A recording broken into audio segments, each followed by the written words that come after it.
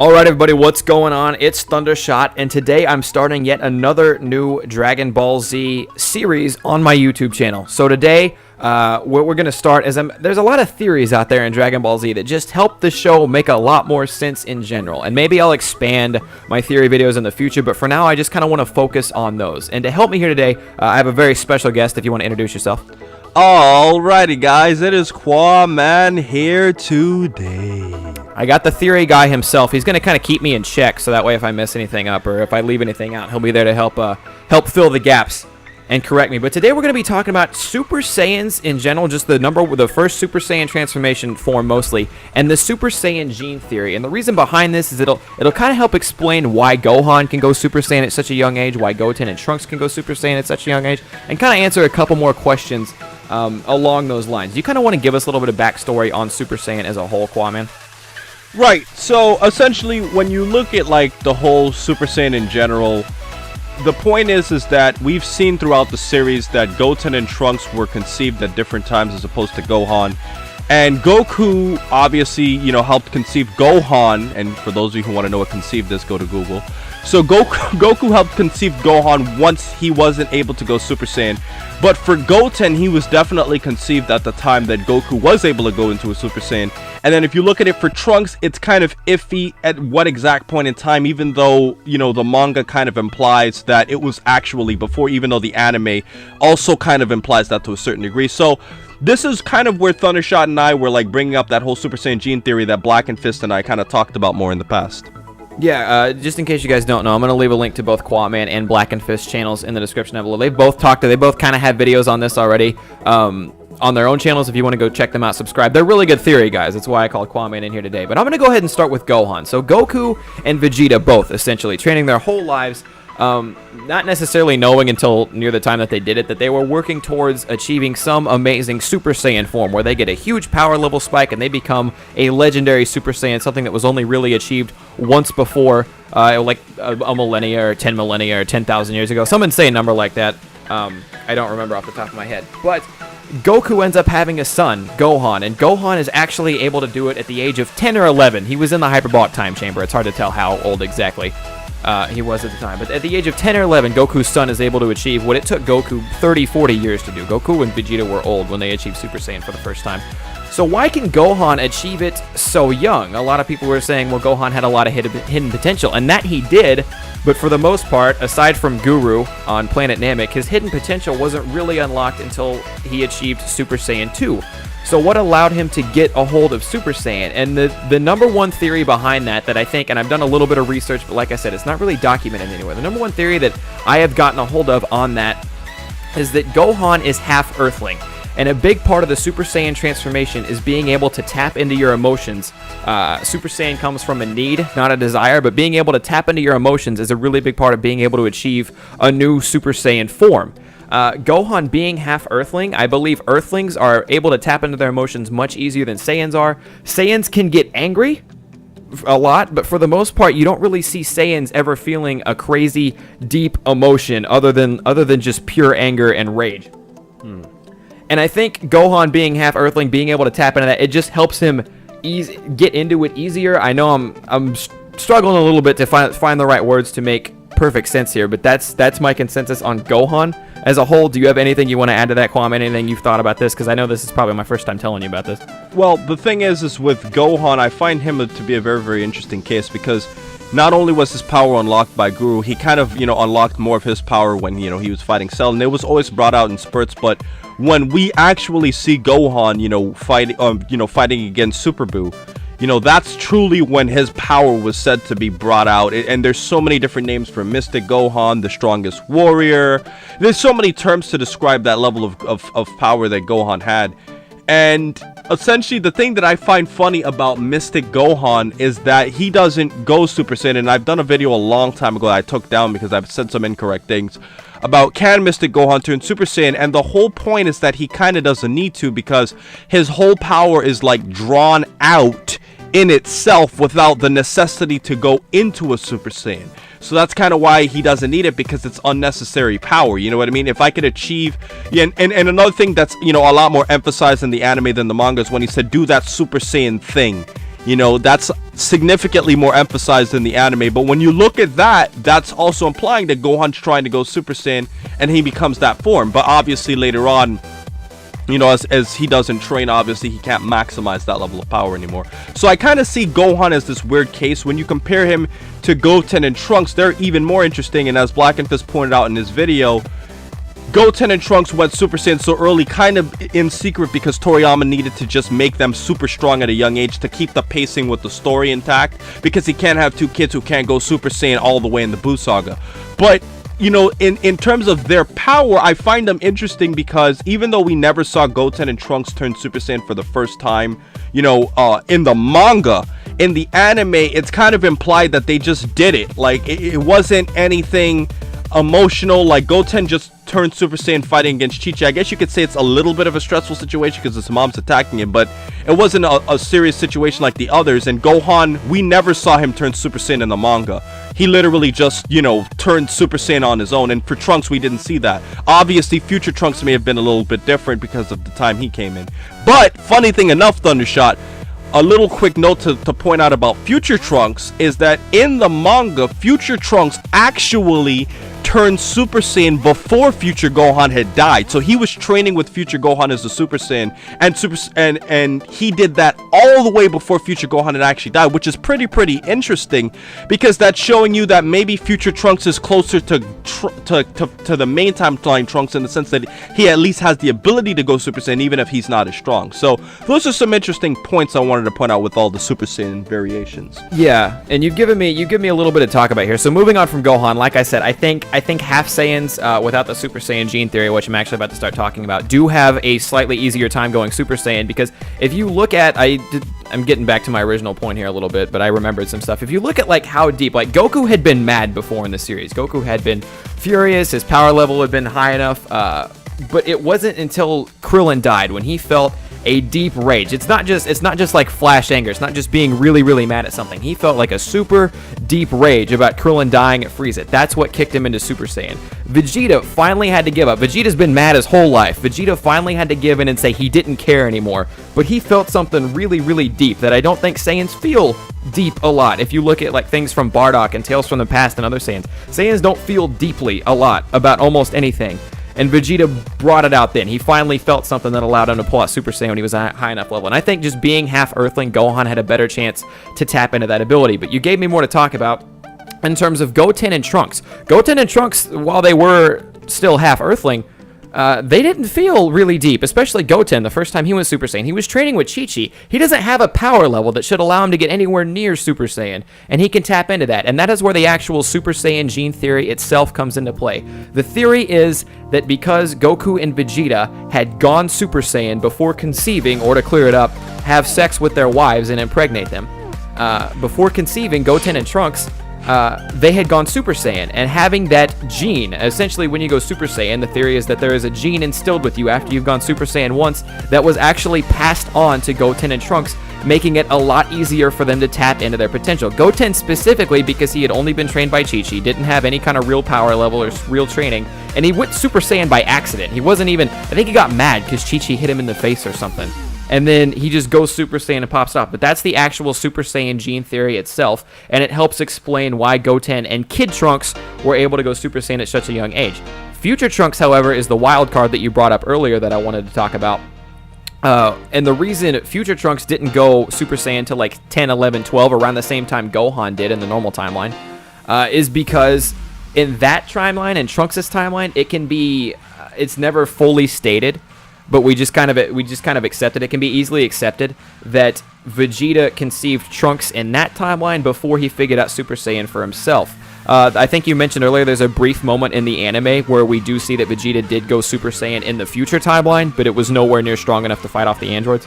Well, yeah, actually, and that was a filler episode. It wasn't actually a part of the show, and it's also in the history of Trunks. Like, if you look at the history of Trunks, you know, there's a brief second where you see Vegeta being gut punched.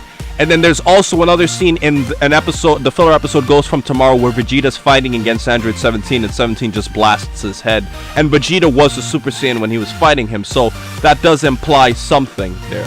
Yeah, Kwame is the future Trunks expert, by the way, if you ever need a guy. But yeah, so while it's never like 100% like in the filler anime episodes, maybe it's never 100% confirmed Vegeta could go Super Saiyan. We kind of assume that he was, but just not before he can see future Trunks. Because if you remember in the actual in the regular timeline,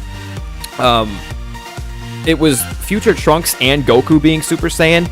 Seeing future Trunks is what helped push Vegeta to get Super Saiyan when he did. So that may have kind of raised how fast he got Super Saiyan. Also, future Trunks never actually mentions to anyone that Vegeta was Super Saiyan in his timeline. So yeah, future Trunks kind of falls under the same category of Gohan in that he didn't have the Super Saiyan gene while Kid Trunks did, is what I'm getting at. Now, I'm going to go ahead and let you take over for this one. Another wild card that we want to talk about. Can you talk to us about Pan and Bulla a little bit? I know you've got a whole video on this. Sure, and right before I get to the Pan and Bulla thing, I just want to point out one little quick thing in terms of the Super Saiyans, and I want to get your thoughts on it, Thundershot.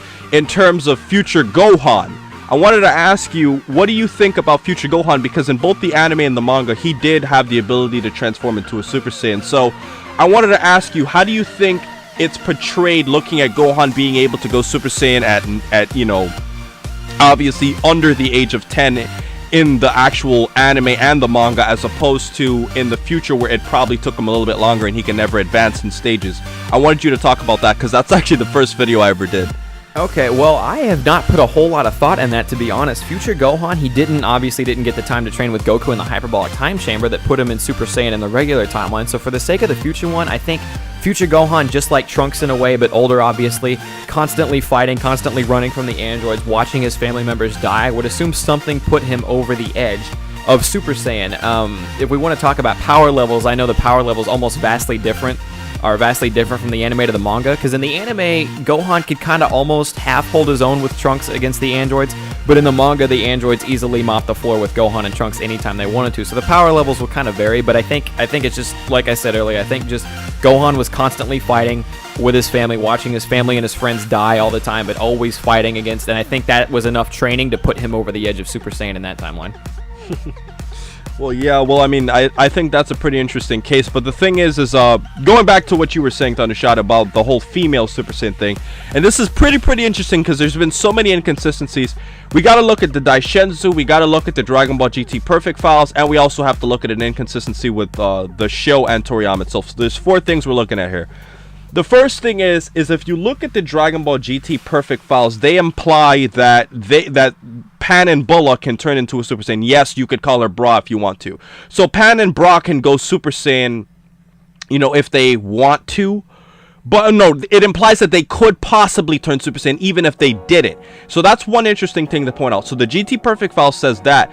The Daishenzu says that Pan cannot go Super Saiyan. They don't mention Bulla, but they say Pan can't go Super Saiyan because her blood's too diluted, which brings me to the fact that if Bulla is a half Saiyan, because she's literally 50%, that means that she theoretically should be able to turn Super Saiyan if she was a fighter, because she has a lot more Saiyan blood than Pan. And real quick before you move on, I do want to point something out. He was saying Bulla can go Super Saiyan if she was a fighter, possibly just like Trunks, because she was 50%. Pan couldn't because it's too diluted. And what was that according to?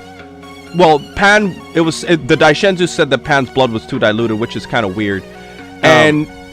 Yeah, well, to play off that, what I wanted to get into is, if you guys don't know, you guys have seen us play Dragon Ball Xenoverse or have Dragon Ball Xenoverse for yourself probably, you'll know that Earthling and Saiyan race are 2 different races. However, for Dragon Ball Online, which is kind of what Dragon Ball Xenoverse is based off of, it was a game, it was a like MMO game, Dragon Ball Z game based out of Japan or Korea or something like that, years and years ago. I think it got discontinued, but might have been brought back.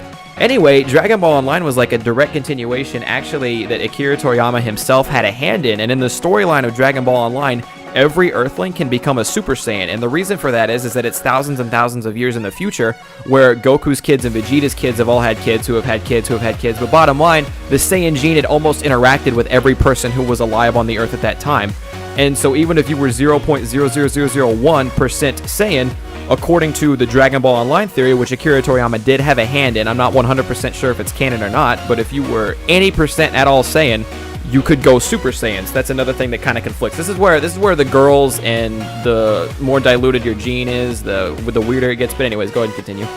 Okay, well, so I was just gonna point out another quick thing about the whole contradiction with Toriyama. Toriyama himself said that the reason he didn't make, you know, female Super Saiyans is because he didn't know what they would look like. So I found that was pretty interesting. And the final point that I wanted to say, Thundershot, to kind of close out all these inconsistencies, is the fact that if you look at GT, canon or not canon, if you look at GT near the end of the series, where we see Goku Jr. and Vegeta Jr. turning Super Saiyan similar to Goten and Trunks, they just flip it on like a switch, even though Goku Jr. was put in somewhat of a stressful situation. If you look at the actual movie for it, that's kind of weird because they have 1/18. If Pan is Goku Jr.'s mother, we don't know, you know, Vegeta Jr.'s DNA, but we assume that he would probably be in the same generation as Goku Jr. So if Pan is 1/4 and she can't do it because her blood's too diluted, how can her grandson, who's two dilutions of Saiyan, I'm sorry, he's 2 generations below her in terms of dilution of Saiyan blood, do it? Because she has significantly more blood than he can. So that's a little bit of an inconsistency that, and has the Saiyan gene passed on to them if their parents weren't going Super Saiyan. Yeah, exactly. And especially considering the fact that Pan, you know, is closer to Goku in terms of genes than, you know, Goku Jr. And not to mention another thing, Thundershot, I didn't mention this. If you want to go by that whole Super Saiyan gene theory, you know, even though there's some little things that might, you know, kind of contradict it a bit, because in my opinion, I think the Super Saiyan gene theory just means being Saiyan, period. But if you look at it from the perspective of Bulla and Pan, I'm sure we could both agree that they can definitely go Super Saiyan based off of the Super Saiyan gene theory, because Gohan was a Super Saiyan when Pan was conceived, and Bulla and Vegeta was a Super Saiyan for sure when Bulla was conceived. Yeah. So that's another thing I want to point out.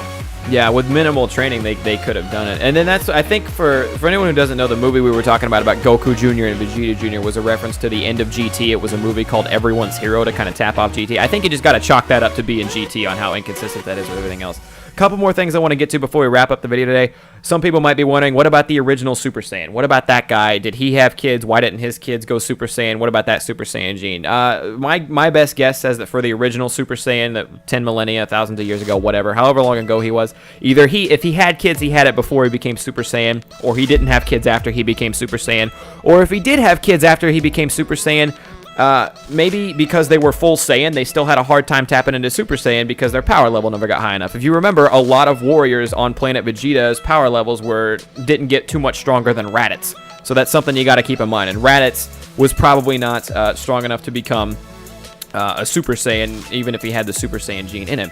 And the last thing I want to talk about today before we go ahead and wrap this video up is power scaling in general. Is just kind of something I wanted to bring up, and this is going to be more of how I feel it should be as opposed to how it is. I'm sure there's evidence to prove me wrong and things like that, but to me, I think with the way it plays out, especially looking at Goten and Kid Trunks, they can go Super Saiyan at an extremely young age. Their power level is nowhere near enough to go Super Saiyan. Their power level is nowhere near where Goku's was, I should say. It shouldn't be, at least, from what we've seen. Goten was only training with Chi-Chi. Their power level is nowhere near what Goku's was when he was fighting Frieza on planet Namek. So to me, I think the more diluted or the younger you become Super Saiyan, I still think that goes a lot off your base power level.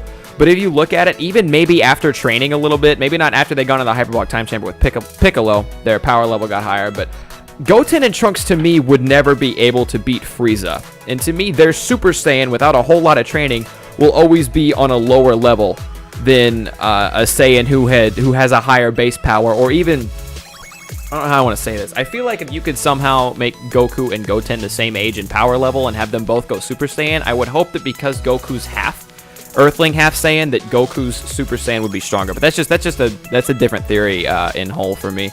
But no, bottom line, the earlier you can go Super Saiyan, the less your power level has to be to go Super Saiyan. I wanted to clear up that I think it should be that's the weaker it is. I know Kwaman's done some stuff on half Saiyans before, half Saiyans being stronger than full Saiyans before. Do you have anything you want to add? Yeah, I mean, you know, when you were saying about Goten and Trunks fighting Frieza, I mean, for me personally, Thundershot, I agree with you. I don't think they'd be able to beat Frieza, and even though it's a little bit inconsistency, the only scales we've ever had of Goten and Trunks' power was against the Ant when they fought 18 a little bit in that tournament, and also when they fought Abo and Kato, which the canonicity is really, really confusing for that, and that Yosen Goku. But I will say this, I do think they could probably individually beat Frieza after the Hyperbolic Time Chamber, because they did get significantly stronger from that point. And, you know, when they were fighting 18 Thundershot, you know, the fact that when they were fighting her, they literally said, oh wow, we can't hurt her, she's 18. That implies that, like, you know, 18 was leagues above them. And, you know, obviously we know what 18 did to Vegeta and the rest of the gang. But to close to close out my points for today, Thundershot, I just wanted to say that I think that the Super Saiyan gene theory, in theory, works for Saiyans, but I think that when you're conceived, it could play a role in the sense that you're conceived from a stronger parent, but I don't think it necessarily has to follow, you know, an actual gene. And the reason I base this is because of Gohan doing it so early too, which could be in part because of hidden potential, but then Goten and Trunks could also have hidden potential. So that's my whole thing on it, and, you know, just to have fun with the fans, Thundershot, because, you know, he's a really popular character. What about Broly? I wanted to ask you that. Oh my god. F Broly. That's my consensus on Broly.